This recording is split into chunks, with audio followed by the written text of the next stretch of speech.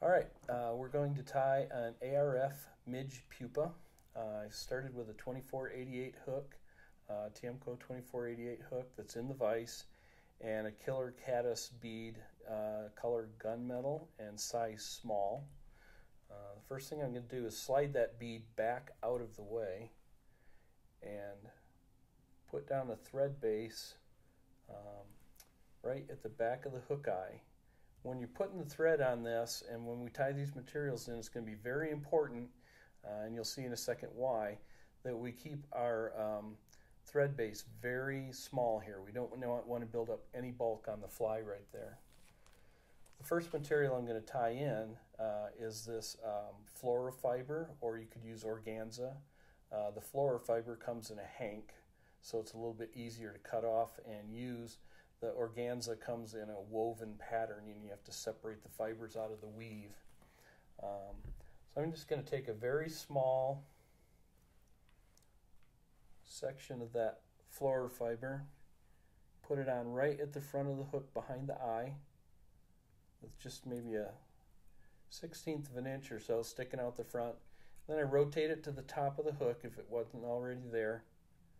Put about 4 tight thread wraps on it. Then trim it off. And then I'm going to whip finish, and I'm going to make sure the whip finish wraps don't go on top of the thread that's already on the material. So I'm going to work the whip finish back towards the back of the hook, and it's going to cover up the butts of that material so that I don't build up more bulk by putting thread wraps on top of thread wraps, but also I've covered up the butts of the material so that when I go to slide this bead forward now, it not only fits over the top of all the material I've got on there because I kept the bulk to a minimum, but I don't have those butts of the fluorofiber sticking up that it'll catch on. Then I restart the thread, come back, and I'm going to form a thread base. I'm basically going to, let's say, paint the hook shank with the color of this thread. And the thread is going to become the color of the fly. It's going to be the underbody. The next material I'm going to use is kind of a combination. It's this micro tubing, clear micro tubing, so it's a hollow tubing. And I'm also going to use some extra fine UTC silver wire. In this case, it's silver. And what I'm going to do is I've taken a little short section of that wire, and I've actually fed it inside the tube. So there's wire inside this micro tube right now. And I'm going to lash that to the side of the hook,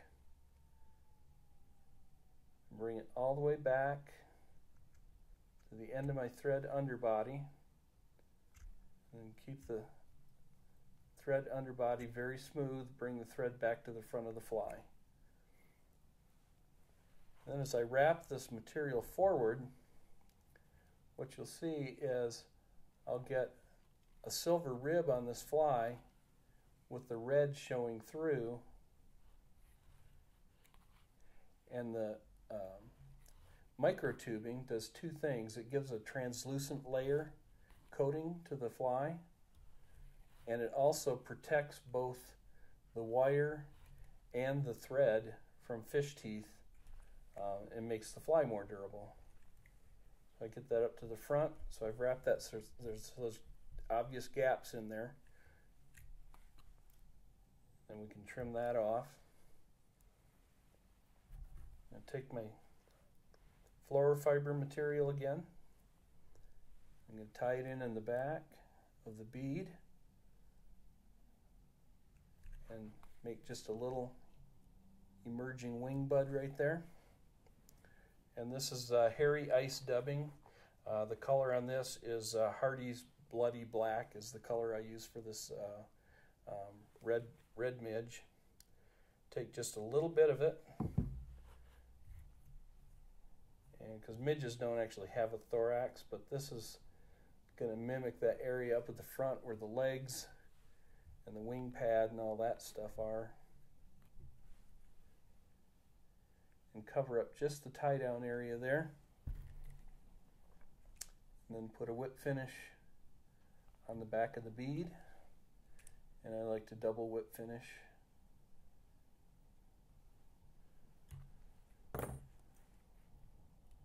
Now you can also tie this fly as just a larva, in which case you could leave off the gills, or you could leave them in. You could leave out the wing bud.